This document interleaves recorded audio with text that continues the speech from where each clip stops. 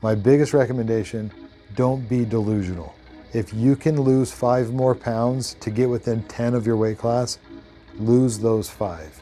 Like, trim up, eat better, burn more calories, eat less calories, trim up, shred up, and get within 10 pounds of that weight class.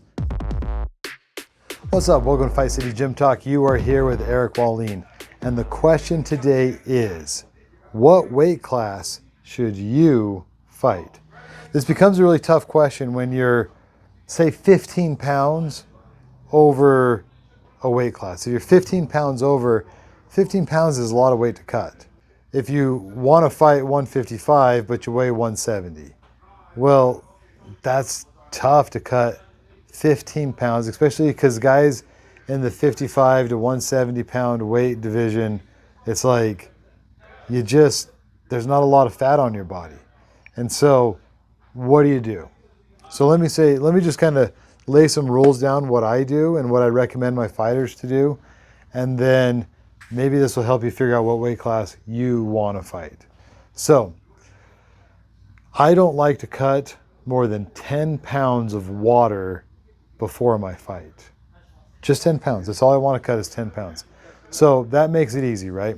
If you weigh 165, feel free to cut 10 pounds, fight 155. A lot of people will be like, yeah, but guys in the UFC are cutting 20 pounds. Well, if you're not in the UFC, don't worry about cutting 20 pounds. Like 20 pounds, if you don't have a really good team around you to help you get your proper nutrition and your proper electrolytes and balance out your sodium, stuff like that. If you don't have a good team around you, don't cut more than 10 pounds. And it's super dangerous to cut more than 10 pounds. It's not healthy. It's probably not healthy to cut 10 pounds, but 10 pounds is kind of where I put my limit, where it's like, if a guy's walking at 65, feel free to cut to 55. Back to, if you weigh 170, what do? Do you just be the smallest guy in the 170 pound weight class? If you weigh 170, there's two options. One, bring in more protein, try to bulk up a little bit, and then maybe get up to 175, do a lot of weightlifting, bring in a lot of protein, and see if you get to 175, and then do a quick, easy cut to 170. Easy, right? Or probably the better thing to do, if you weigh 170, probably the better thing to do, perfect your diet. Bring in less calories and work more, and go from a pretty lean 170 to an extremely lean and jacked 165. Then we'll go 10 pounds of water before your weight. Now, there's so many variables, but keep that in mind. Is there any way, if you're 15 pounds over your weight class, is there any way you can tighten up your diet, bring in less calories and burn more calories, and shred up a little bit more so that you're only within 10 pounds of your weight class? Now, I fought 185 for a long time. When I was fighting 185, of course, I tried to walk at 195. There came a day where I just was not walking at 195. I was walking closer to 205, and I was trying to cut to 185. And I remember I did it this was actually for a boxing bout.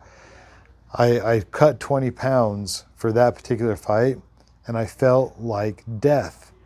And I was like, I'm never doing this again. And so I just started fighting 205. And I did really good at 205. I was still lean, and I was still, kind of had a six pack, kind of had the veins coming in my arms.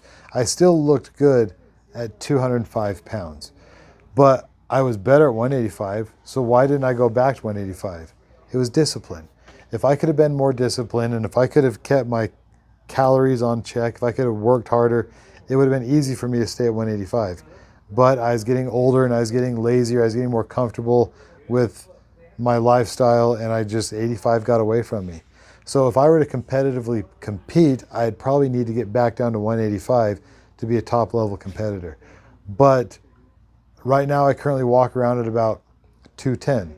Well, I'm kind of undersized for 205. I can get to 205, I can look good at 205, but I'm really a 185 fighter.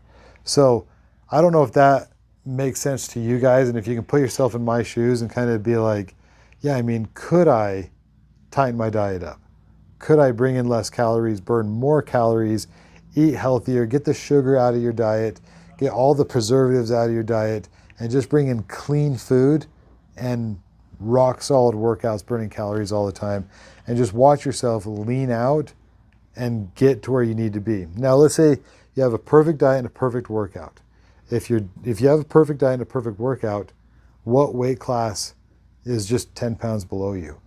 If there's only a weight class 15 pounds below you, and the only weight class available is the one you're currently at because you're working your butt off and you're coming in right at 170, then that's where we might add more protein and bring in more, add more protein, add some weightlifting, and see if we can't get up to 175.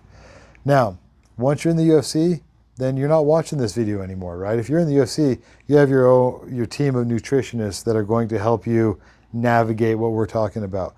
Who I'm talking to is you amateur fighters that aren't quite sure where you should go and what your next weight class is. My biggest recommendation, don't be delusional. If you can lose 5 more pounds to get within 10 of your weight class, lose those 5. Like, trim up, eat better, burn more calories, eat less calories, trim up, shred up, and get within 10 pounds of that weight class. Then we can do the water weight a day or two before. So, if you have any other questions about this topic, what weight class should you fight at? Heavyweights, honestly guys, so many of you heavyweights could easily get to 205. If you're a little bit flabby and you're 240, like, you could probably get to 205.